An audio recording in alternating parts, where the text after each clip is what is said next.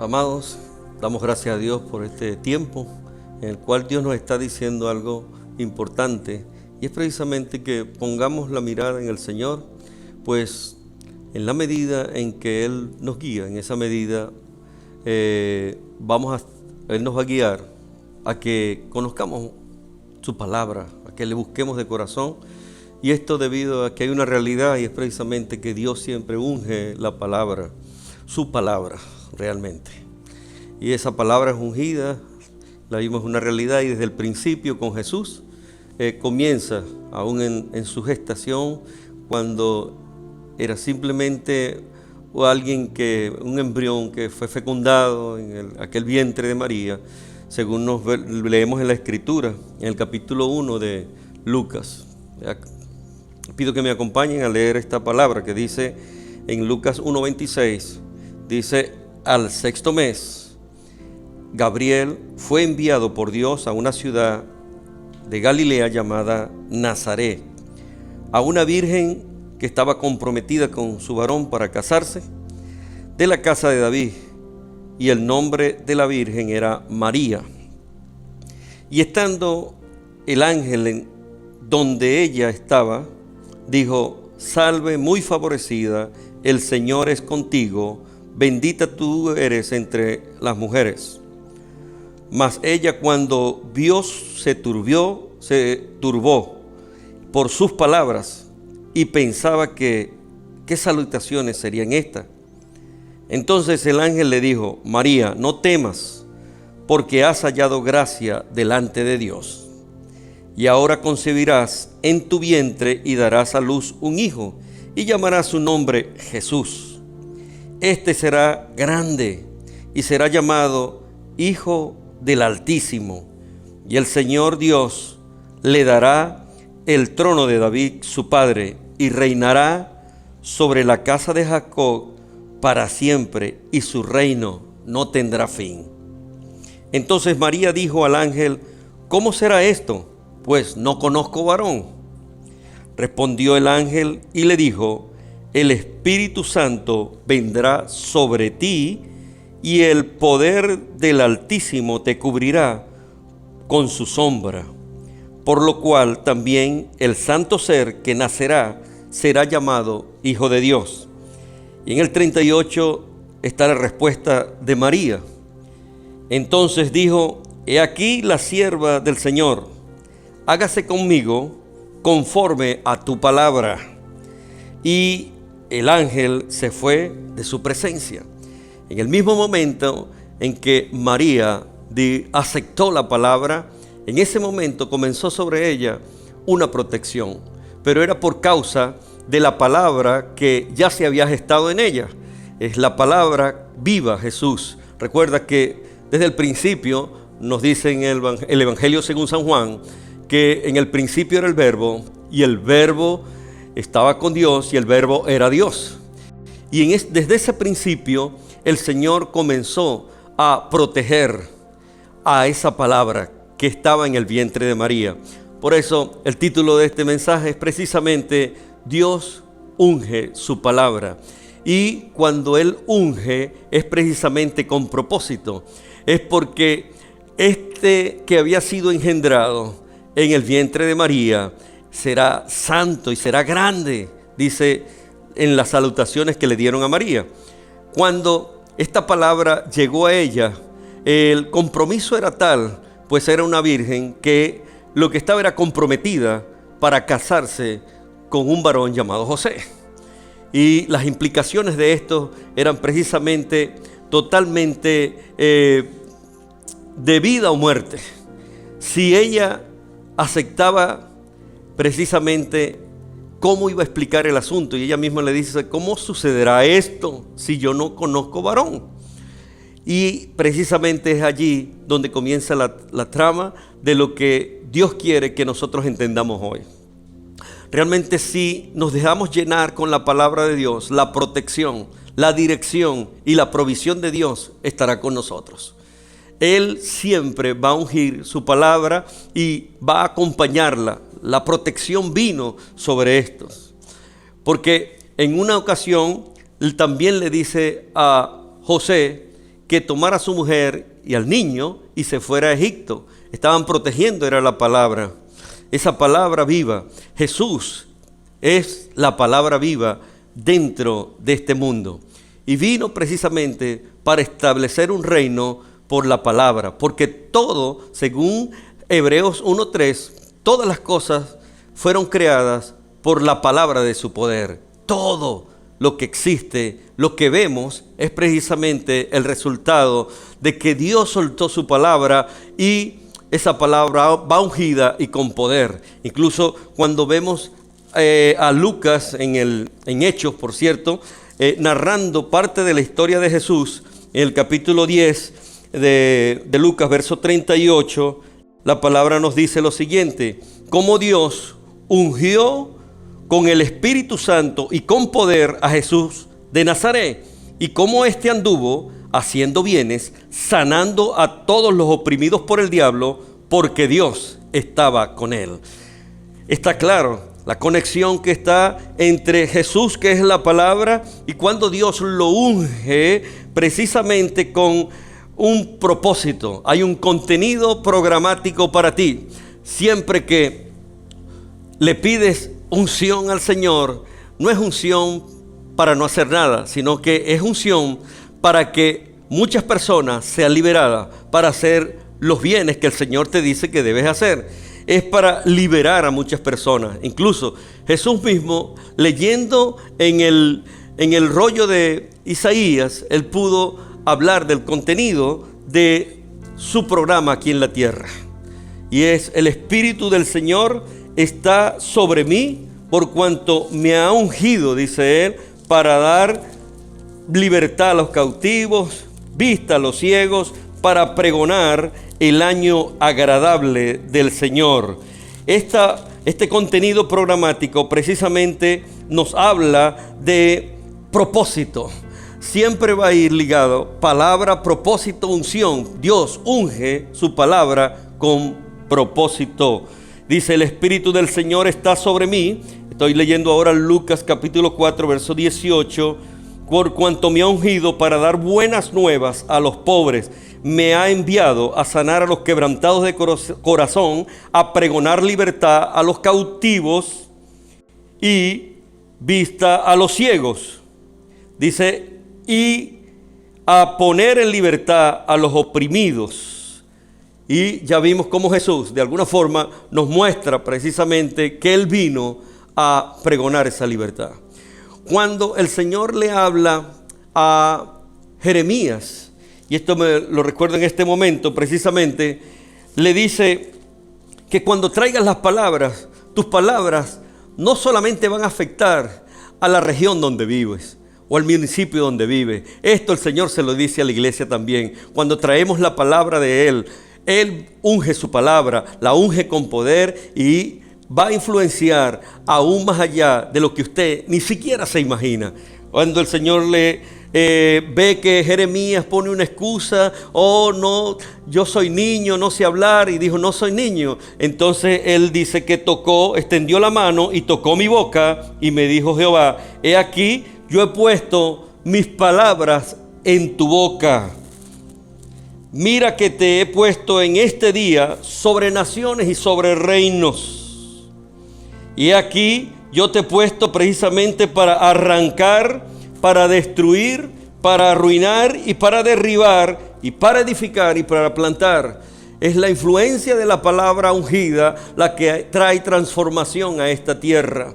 Sé que cantidad de personas hoy están queriendo establecer un orden, pero realmente en toda la historia Dios siempre ha establecido su orden. Algunos están trabajando pensando que van a traer orden al caos. Déjame decirte que el nuevo orden comenzó con una palabra ungida, y esa palabra ungida es Jesús. Esa palabra de vida sostiene el universo. Esa palabra de vida sostiene tu vida, te puede sostener en esta hora tan crítica. Cuando uno pasea por la Escritura se encuentra de que siempre la palabra de Dios es contracultura. El mensaje del reino es contracultura. Y no estamos hablando de una transculturización como muchas veces se nos acusa. Y se nos dice, se nos señala, Dios está diciéndonos hoy que hay una palabra que trasciende a todas aquellas cosas que los hombres consideran como sublime,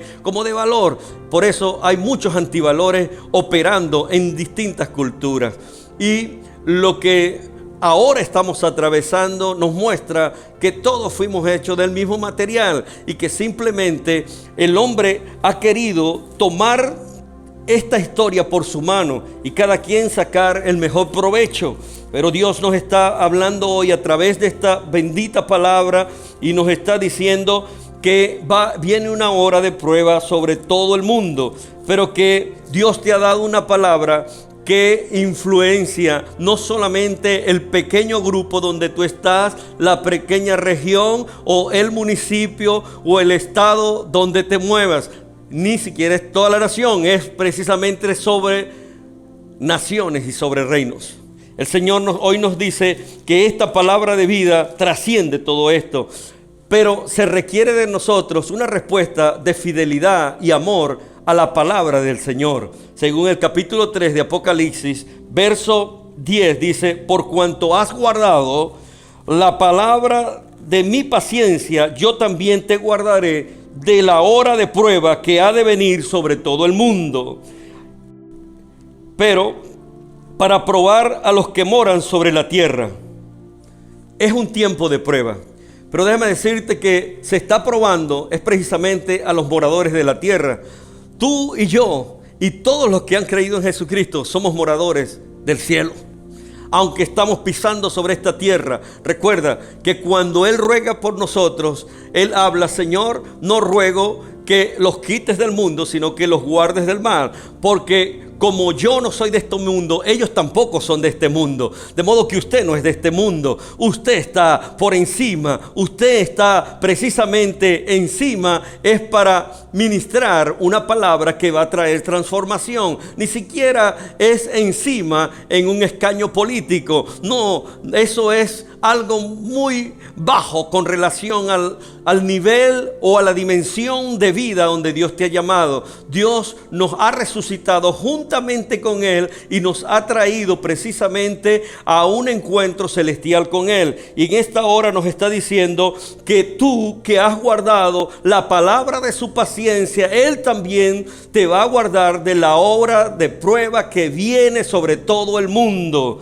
Y esa palabra hoy nos está diciendo que es el mundo entero para probar a los que moran sobre la tierra. Según encontramos en la palabra, en el capítulo 12 de Apocalipsis, verso 12 también dice: por lo cual alegraos, cielos, y los que moráis en ellos.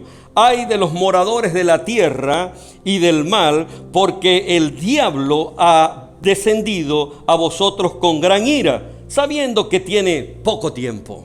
Fíjate que de alguna forma Dios califica a la humanidad en tres categorías. Estas tres categorías, si las comenzamos de abajo hacia arriba, son los moradores del mar, que es precisamente todo aquel ser que hasta ahora no está ni consciente de quién es Dios. Aunque hoy, en este periodo, como dice un famoso predicador, en tiempo de fuego, nadie es ateo. Todo el mundo está clamando a Dios en estos momentos. Pero hoy el Señor está diciéndole: en el mundo hay muchas personas que simplemente su Dios es su propio vientre. Pero también habla de otros moradores. En el segundo escaño, moradores de la tierra. Son aquellos que tienen el testimonio de Dios, pero no caminan conforme al testimonio de Dios.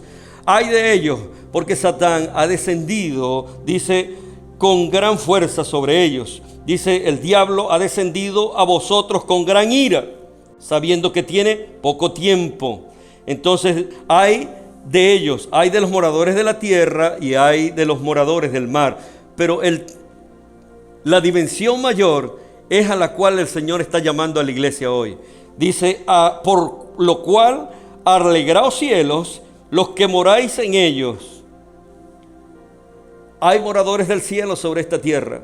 Jesús mismo lo dijo: yo no soy de este mundo, ni siquiera su reino era de este mundo. si mi reino fuera de este mundo, mis súbditos pelearían para que mi reino no fuera entregado.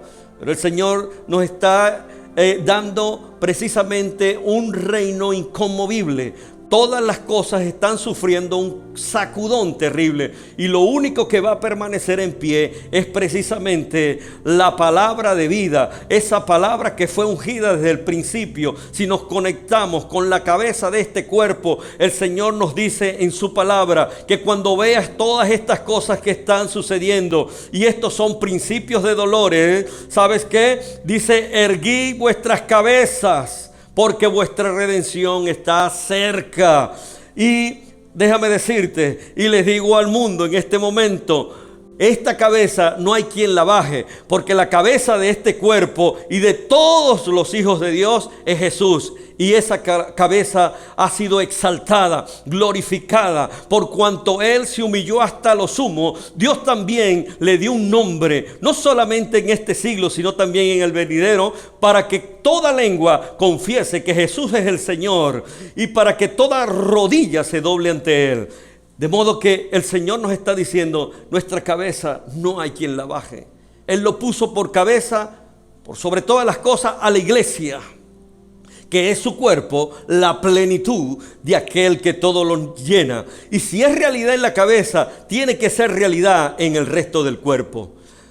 Decía uno de los apóstoles del ministerio obispal, del cual hago vida con ellos de muchos años, con mi padre el obispo, pero el apóstol Humberto decía que los pies son importantes en este día y que la iglesia sepa que tiene los mismos pies del cual el Señor habló cuando dijo que nosotros estamos aquí para hollar serpientes y escorpiones y toda fuerza del enemigo, y nada nos va a dañar. De modo que esa potencia está precisamente porque como estuvo con Jesús y así estos bienes, liberaba a los cautivos, Él podía hablarle a muchas personas para que salieran de sus prisiones de oscuridad, de la cárcel de opresión. Así Dios está hablándote a ti hoy para decirte, eres parte de un cuerpo que debajo de nuestros pies están principados, potestades, autoridades, dominio y toda fuerza del enemigo. Hoy el Señor está volviéndonos a traer esta palabra de vida, como le dijo a Jeremías: Jeremías, yo he puesto mi palabra en tu boca y estás sobre reinos y sobre naciones para arruinar, para derribar, para desarraigar, destruir, pero también para plantar y edificar. Realmente este es el orden en el cual el Señor quiere llevar a la iglesia, pues Él es quien establece el orden debido. Esta palabra tiene el poder para desmenuzar naciones incluso.